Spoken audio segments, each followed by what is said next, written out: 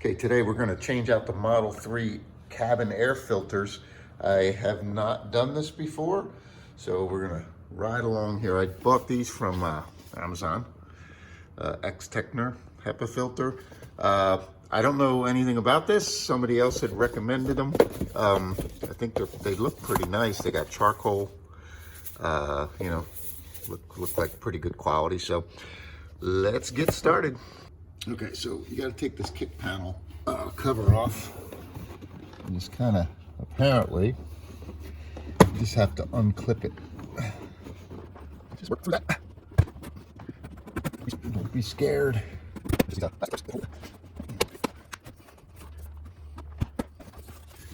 Okay, so that's that. I don't think I broke anything.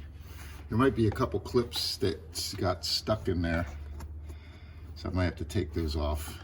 I guess that's these, and put them back on here, but no big deal. Okay, so now the filter is actually up in here somewhere, so we have to take off the kick plate, or this plate that's up under the dash here. There's a couple pull pins that you pull out, so let's get to that.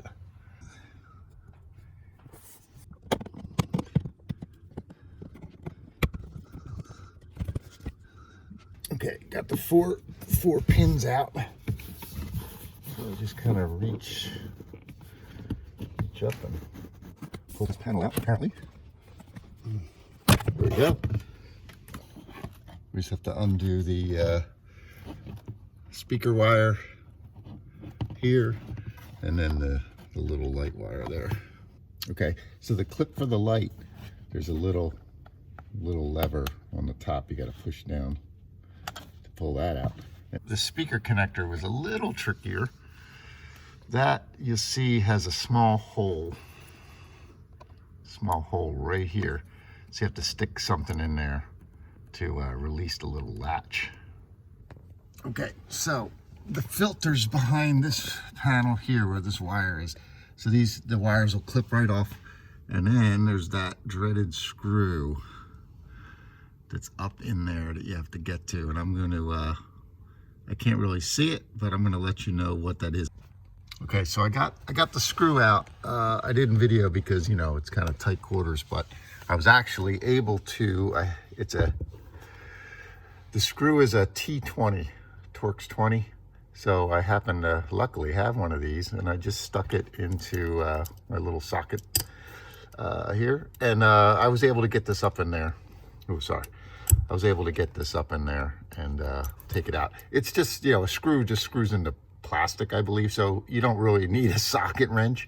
Probably just, when I put it back, I'll probably just stick a screwdriver handle on this thing. T20, at least on mine, and it came right out. And then we're gonna have to take this cover. The cover is, where is it? Right here. It just pops right off. Now, you technically don't have to take these wires off. They were a little hard to pop off these clamps. Basically, you just got to get under them. I just took like a screwdriver and popped them, but you don't have to.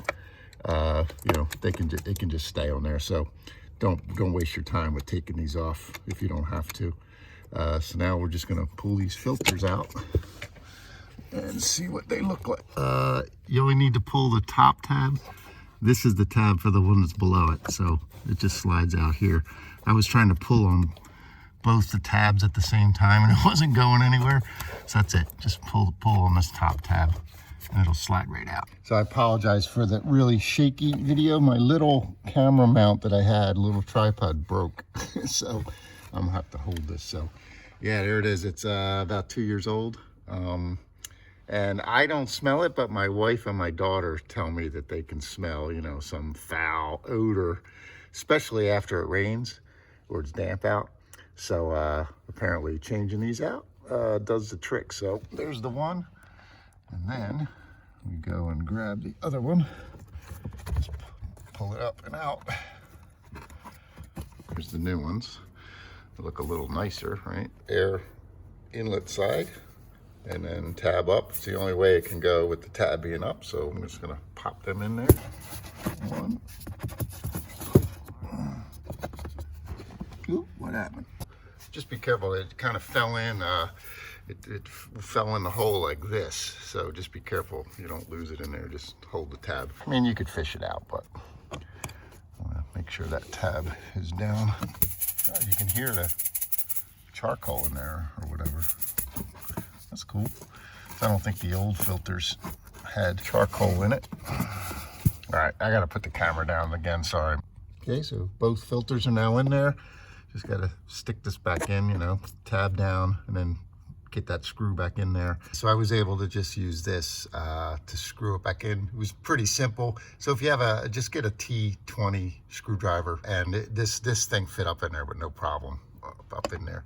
So it is kind of a questionable design, like, you know, as most people say, like, why didn't they put the screw down on this side with the tab up top, or just have a little plastic clip to unplug that or undo that little cover? But you know, they say cars are made to be put together easily, and I assume that whole assembly gets put together in the factory before it's bolted down into the console of the car. So anyway, I assume that at some point they will flip that around or make it easier, because, you know, even for the service center, you know, something that's actually, you know, a 5-second thing to pop out, you know, turns into a, you know, maybe a 5-minute job to get up in there. So anyway, I'm just going to button this back up, and then it's all done. So just reverse the process, and good to go.